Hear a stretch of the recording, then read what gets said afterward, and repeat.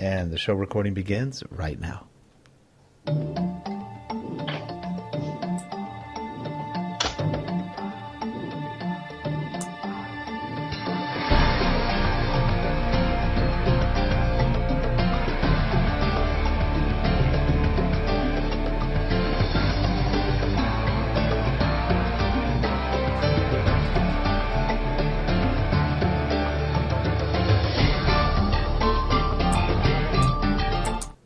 Hello, everyone, and welcome to We Plus You, straight talk about conscious business collaboration. And hi, everyone, I'm Rick Zanotti, and right next to me is Carly Alyssa Thorne. Hey, Carly, how are you? I am doing great. How are you? I'm doing great, and, well, it's been a week. We didn't have a show last week. Well, actually, I did. I had it without you. Well, that's true. I had a Google Hangout. See how quickly they forget you? It's just amazing. Hey, Carly, we got a great guest today.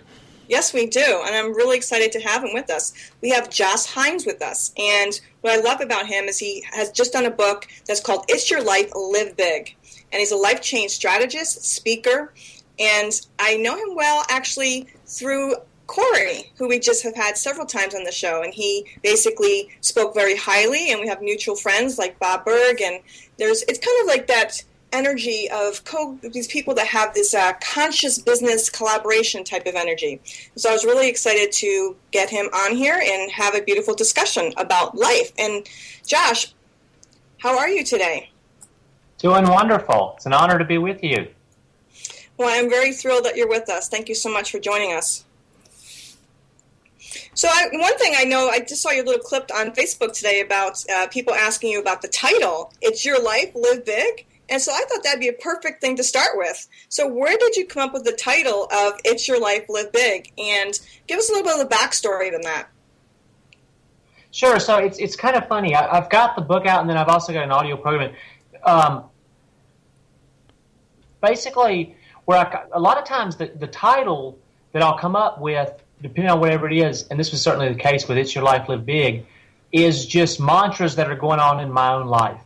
So really, the particular title of the book is, to be honest with you, it's one of those things that I would say to myself in moments where I wanted to grow. I would just kind of make it as a little mantra to myself, and then to reinforce it, I started signing my articles. And, when I would write an article or contribute someplace, I would sign it, It's Your Life, Live Big. It took off. And then so when the publisher came to me, would discuss the book idea, it was like, well, that's a no-brainer. It's Your Life, Live Big. And so, that's more or less where it came from. And I guess if there was any kind of backstory to it, one of the things I have to admit, throughout my life, there's definitely been points probably where I guess I look and I say, I've done some great things. But like everybody, I've also had moments where I didn't feel like I was living as, to use the term, not to get too rah-rah, but as big as I'd like to. And we tend to, attract what we think about. And so I wanted to do some things in a bigger way and make a bigger impact. And so that's really where I started using that term. And of course, once the book came out, then a lot of people started thinking, well, hey, Josh, you say it's your life, live big, but you've got all these accomplishments, and it's easy for you to say that. We're just really getting started, or here we are. And so it made me realize that's kind of where the video and that quote I talked about in the little video came in. I had to kind of dial it back because I didn't want people to think this was the purpose of what I shared was something that you do kind of once you're up on that peak looking down on what you've done. It's really the exact opposite. It's about where your feet are planted. Instead of just kind of letting things come at you and you react, hey, just do some things that you can control. Like I always like to say, you can't always control what happens to you, but you can control how you react to what happens to you. Well, one of the things I like that you say is that, life is a choice. Mm-hmm. And when you make choices, well, then now you're a little bit more in control of what happens. Yeah, absolutely. I mean, that's one thing that Corey and I talked about a lot, and I know you and Corey are friends, is literally about choice moments. We all have, like you said, how we react to anything at any given point in time in our lives. We have a choice in how we react. And one of the things one of the examples is when we give feedback to people. If I give Rick feedback, he can either take it as criticism or as a fact that I do care about him, I'm giving him feedback from an authentic place. Absolutely. So it's an opportunity to grow. And one of the things I like to point out, though, too, and it's important to remember along those same lines is even if we make choices and they don't work out, it's not final. I mean, it's really as simple as okay, try something. Maybe it works out great. Maybe it didn't work out like you think it's going to. You can learn from it. And then one of the things I talk about is using 3x5 index cards. And really, it just gets down to as simple as, well, I'm gonna retry something else, and not just want to do it, but I'm gonna put some action steps in. And that's how easy those choices can be. Very few things are final. You know what I mean? I think that's what I want to enjoy. I want people to understand. You try them, they work out. They're either way, even if they don't work out at all, there's still a great opportunity to grow. And most of the time, the actions that you take they're not the end all. You're going to learn, and it's not but the key point is, it's just making a decision to be an active part in your life, and when you do that, more often than not, you're going to see some incredible things show up and pop up, and you'll look and you say, how the world did I accomplish that? Well, it was just through a series of consistent making a decision. Not saying that everything you do has to be huge and work out in this huge way, but understanding that every step that you take, you do have the ability to control what happens in your life. You have the ability to steer your ship. Now, granted, maybe you steering the ship is not, it's not like everything. It's so precise. Maybe it's more like, doing an ocean vessel, where you kind of have to, you're more shifting, like you're more course correcting, as opposed to, you make one little turn and everything can go off the rails. But the point is, you can control things that happen in your life. You can't control what happens to you always. Sometimes those things are outside of you. But how you react, can just by trying, can make a huge impact in your result. So what do you think one of the problems a lot of people run into is when they're trying to achieve something, they hit a wall? What stops most people from moving forward? Oh, that's a big question, I think, with an even bigger answer. But I'm not using it as an excuse not to try and tackle it, Rick, so don't worry. You have 1 minute. No. Yeah, exactly. So in 1 minute, I would say I'll joke aside, not realizing that no matter what comes at you, it's not the end all, right?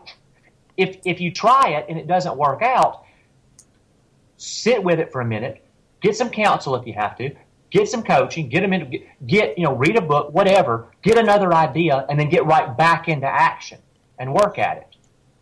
What I would like to add to that is, and he said something that's important there, is getting help. I think a lot of people get stuck because they're embarrassed, they're ashamed, they feel like they should have known better, I could have done this better, and they get trapped in that sabotage of the unconscious, and they don't get the actual help that they need. And I always tell all of my clients, if there's something that you know, ask. Don't be embarrassed to ask, because you're never going to learn if you don't ask. And if it's something even more than that, that you actually need a different type of help, that even maybe that I can't provide, let me know so that I can find the resources for you to find out someone who can. So I think a huge thing for people is being willing to ask for help. It's so important. Right, absolutely. And, really along those same lines, it's also, I think one of the other things that stops people is, and it kind of goes back to what I was saying, where people sort of take like, I'm going to try this thing, and if it doesn't work exactly like I think it's going to, then that's the end all. Well, I mean, think about it in terms like, let's just say like, okay, you're in the sales career. You're in a sales career. So you start out, you go on your first sales call, the thing bombs. Well, you go back to work. Nobody expects you just to say, well, you went on your first sales call, Carly, or you went on your first sales call, Rick, and you just really bombed it. You didn't really know what to do. We don't have any training for you. We don't want you to come back tomorrow. Everything relies on how you did your first time out. Well, you would never think of that. But I think a lot of people, that's the approach we take to our dreams, and especially small business owners, entrepreneur types and different things like that. And just like it takes learning, staying in the game, to use that sports analogy, staying in the game and learning along the way, getting help as you need, I think that's one of the things that stops people is you just got to realize there's always going to be things to learn. It's like, when I started out in I get into this more in the book, the background, but when I started out back, it was in doing what I'm doing now. I didn't do speaking. I didn't do any training, do anything like this. I was basically just sharing other people's resources, professional and personal development resources. So what I did then, that was back in 96, early 97. So way back then, I'm still doing the same thing, but the way I'm doing it is completely different. And it just happened over time. In internet years, quote unquote, I'm ancient. But I had to get started. The point is, and I made a lot of mistakes along the way. Everybody makes mistakes. A lot of it just gets back to, are you going to stick with it? Or are you just going to kind of throw in the towel? That's not to say that you just you stick with doing the wrong thing. No, we're not saying that. But that's understandable. You wouldn't be on this call if you didn't have a great support system in the two of you all for your people to reach out to. That's a give-in. But one of the key things is realizing that you got to be in the process. Nothing is final. Very few things can you do where it's like game over. Yeah, and maybe you're doing skydiving or something and your parachute doesn't open. Yeah, and what happens is people set a goal and they forget it. About halfway through, the attention kind of goes off. Ooh, what's that pretty little thing over there? And they're gone. Now they've moved on to something else, and before you know it, they don't remember what their goal was. And then they go, how come I never made it to my goal? Wait a minute, what was my goal? And they get lost somewhere in the path, and then maybe they come up with another goal and another one, but they don't have the focus to actually get to any one of those goals. And that stops people. Oh, yeah, absolutely. That's very true. That's very true about goals. And and you and I have had this discussion before. Actually, I just did a whole blog post about the difference between goals and outcomes. Mm-hmm. And one of the reasons why I like the word outcomes over goals is because there's just what you said. It's like if you're looking at a bullseye, a dartboard, you're only focused on the bullseye. And it's like having blinders on when a horse is on a track. They're trained only to see the track and nothing else. And I think when people, they actually contract. They get in fear mode. They're not meeting their goals. They're not doing this. They're not doing that. And when you look at outcomes, it's more like a blueprint or an overall blueprint. And they can see the different avenues coming from many different directions to arrive at their destination. Now, Carly, you grew up in New York? I did grow up in New York. So you remember what people are like. You talk about blinders walking down the street. It's scary. I mean, people run right over you. Well, I just find it's really fascinating. I've done a lot of research recently, actually, for quite a while. However, just the wording and how people react to the different words and how fear in the unconscious and subconscious comes up. And that goes back to what Josh was talking about, where you had asked him the question about why do people get stopped in their tracks? Why do they freeze? Why do they not follow through? Why don't they arrive at their destination? And a lot of it is just basically unconscious, subconscious, as Bob Berg calls them, mind viruses. And it's basically these things that we have that are inside of us that we haven't addressed, and then all of a sudden we're in the middle of something and we get triggered and we get stopped in our tracks. Yeah, I mean that's excellently said. I think, and again, it goes back to what I was saying. I think a lot of people think that everything has to work out exactly a certain way, or that there's a lot more pressure to meet with massive success right out of the bat. And it just doesn't work that way. I mean, yeah, you're going to have big successes and you're going to have some wins, but most of it, you accomplish what you want, no matter what your aspirations are, through consistency. And so to talk about when you were talking about goals, I loved what you said. And, one of the key, and whether we call it goals or whether we call it, actions or outcomes, whatever it is, one of the things that gets in most people's way is, let's just face it. I think there's two things. One, another way to put to what Rick was saying is it becomes shelf help. That's exactly what it is. Hopefully my accent didn't get in the way there, but basically we have great intentions. Maybe we write it down. We write how we're going to feel. We write how we're going to visualize. We write all these pieces and we just stick it to the side.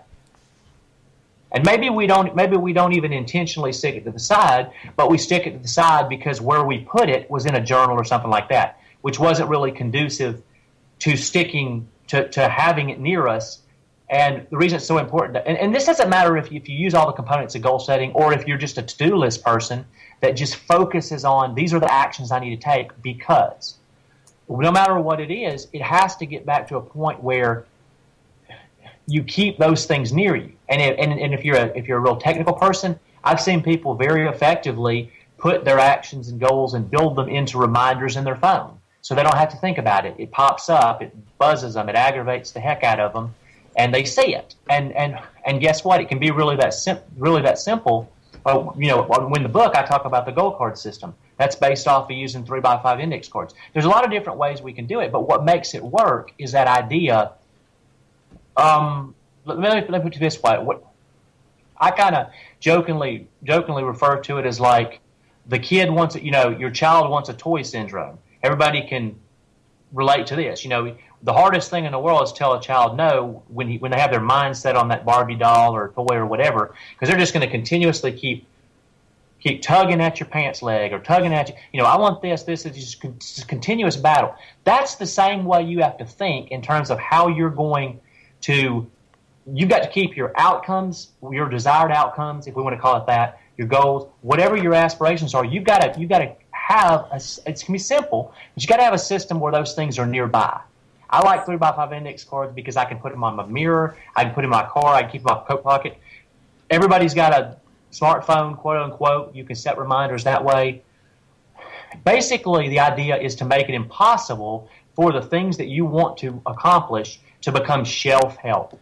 That's a really good point, because a lot of times people set goals or things that they want that are so far beyond what their focus is that they just never get there. And so they don't set realistic goals. For example, in your book title, Think Big, a lot of people go, I don't think big. I don't want to think big. Big is scary. So they limit themselves. And as a result, they limit their choices. They limit everything that comes at them. And then they go, life wasn't really fair or good to me. No, it doesn't quite work that way. That's why I really like the title of your book, Think Big, Don't Limit Yourself. And life is big. Well, and I think one of the things, too, is it's like what you said, Rick. I think the reason people miss out, too, on whatever they want to accomplish, because especially with goals, is because they may spend an awful lot of time putting these things they want to see show up in their life, but they don't connect the dots. And when I say connect the dots, I mean, you're what you want, depending on what it is, it may be far out here, but connecting the dots would be, okay, this is way out here, but here's how we make this happen. I create a short-term savings goal. Well, okay, maybe a $5,000 trip sounds like a lot, but let's say, how do we break that note? How do we connect the dots? So I set up a system with my bank where they pull out, I don't know, I'm not good with math, but you see what I'm saying. Whatever it is, maybe $25 a week or something, or $25 a month automatically goes from one to the other. It does it automated, and then maybe it takes me, I don't know what the math is, maybe it takes me 10 years to get the money for that trip. But the point is, that's connecting the dots. Or the connecting the dots could be, I'm going to join a online forum because I want to climb Mount Kilimanjaro. I'm going to join, one of the Facebook groups or forums or something about mountain climbers, and I'm going to get in that group. That's going to help me connect the dots. So that instead of it just being up here in this journal and something I'd like to do, I'm going to become part of the process. I want to start a business. Maybe I'm not ready to start a business, but I'm going to plug in to this show that we're on here today and listen to people that do that and get advice. Or maybe I want to excel in some other area. I'm going to plug into the work of Rick. I think a lot of that is what they also call chunking up and chunking down that's the blueprint part, where they're taking whatever their outcome or goal is, and then basically they're mapping something out to create it and creating steps along the way. That it's almost like dropping, the old trails of food, if you will, to get to another place. Well, it's the same thing, no different than mapping something out. There has to be. So you have your big vision, live big, you have your big vision. However, you need to map out how you're going to get to that big vision. And along that way, you're going to have points as you stop along to get there. And I love, by the way, the 3x5 cards. I use them a lot, especially at events. They're marvelous because when you're at events and there's, speakers on stage and there's a lot of noise going around, I only use the 3x5 cards. I tell everybody that's running the event and whoever I'm working with, they cannot talk to me. Anything they need from me, they have to write in a 3x5 card and give it to my first assistant. And that way I can have that person delegate, look at the things that are being written down as what needs to be addressed in order. 3x5 cards are amazing for all sorts of meetings and, like you said, for writing down things you want to work on. I love 3x5 cards. See, and that's a great point, what you're saying, because what I was hearing that you were saying was, and there's a lot of good reasons they're great, but in that instance, it forces you to focus on the action. So it does it. So you can't put a lot of fluff, like in those instances, what you want to accomplish from those events. It forces the person writing that down to put the important stuff. I know that I'm going to fit so much on a card, so I better put the actions that need to be done. I better not put a lot of excess descriptive fluff. I better communicate as succinctly as I can what needs to be done so it's not missed. Now, I don't know how much time we have, but I could very quickly go how I do the goal cards. I'll just kind of touch on that real quick. But, with the goal card system, basically you take your 3x5 index card, and some of the components are going to sound really, they're always there in normal goal setting. People are going to recognize them. So I say in one side you have a section where you have your targeted date and or your main goal or objective. So that could be anything, a broader version. Of whatever it is, if it's a financial goal, whatever the financial goal is. Then you have your date and targeted time for completion, which is exactly what it says, when you'd like to accomplish it. You want to give yourself the wiggle room so that, you don't just give up if all of a sudden it's 3 days before and you have accomplished a lot on your goal, but you haven't seen it come all the way through. You can just adjust that. The other part is the why, is what I call the why statement. We've all heard that. And the key there is that is a descriptive thing which basically describes the true reason of why you want to accomplish your main goal or objective. So your main goal objective may be I want to earn X number of dollars. Well, your why statement should break down and say I want to earn X number of dollars, not just because it's going to be more money in my bank, but because it's going to give me a financial peace, if you will, to use Dave Ramsey's term, make me feel more peaceful. It'll give me some security. Maybe it'll allow me to take my family to Disney World. We'll build a stronger relationship. Point is, it energizes you, and it's your reason behind why you want to do this thing. Then the other part of that, the thing that really makes the whole thing work on the goal card, is you've got those components, but in the middle is the action steps, and those are exactly what we're talking about. In other words, you can have your why, you can have all these other things that are kind of rah-rah. They're important. I believe they're important. Don't get me wrong. People might classify them as rah-rah, make you feel good. But your action steps are, if I have this financial goal, to accomplish this and get on the path, it may be that I have to call John, Mary, or Sue specifically and talk to them about making some sales or whatever it is. They're actual things that you need to do. And as you do them, they will move you closer to whatever it is you've identified wanting to accomplish. And as we already talked about, the key is that they stay nearby. And I think a lot of it gets back to this basic, simple idea, if you can remember this. The things that we keep front and center tend to get accomplished more often than not. And I like to throw that more often than not because we're all adults here. If we don't put some effort into some things, we can forget anything. We can put, it's not magic. It does require a part, but it's a whole lot easier when doing that one little step. Action is everything. Just sitting there with the card in front of you does nothing. You actually have to follow through. You have to be willing to do the steps required. If it means something to you, I believe there's always a way. If there's something that you truly want and you're that passionate about it, I don't care what you're going through, you can find a way. Yep, I agree. And I'll tell you one of the great things about keeping it on a 3x5 index card in the gold card system is that, remember, the key, it's an ongoing thing. So as you accomplish pieces of that goal, you may have to recreate the card and rewrite it. The point is, what's neat about it is you actually get inspired as you're doing it, because instead of it just being this big idea, as you accomplish pieces of the goal, you accomplish your action steps, you actually get that you get recharged up. In the same sense that, like the old saying, I often say, success begets success. And that just means, it's just like anything. If you're doing something and you're not getting results, it's easy to get down on yourself. If you don't check yourself and figure out some way to stop that feeling, replace it somehow, however you do that, then you're going to continue. It's going to build itself. The same way, if you jump out of bed and everything starts going right, all of a sudden at the end of the day, you're probably going to look up and say, man, I had the best day of my life. I don't know how that happened. Well, it happened because it built on itself. And so that's another good thing about taking the action serious, because you got this big goal, but it keeps you in the process. It's not just like, okay, this is what I want to accomplish. You actually you immediately identify things that need to be done, and as you do them, new things pop up in new pieces, but it keeps you in the process is what it's designed to do. That's important, because we live in a very ADHD society, or even ADD society, where people are bombarded by advertisement. They're bombarded by 300 channels is your average cable nowadays, 270 channels. That's a lot of channels to get distracted with. Movies, TV, music. There's so many distractions that keep people from actually remembering they had a goal.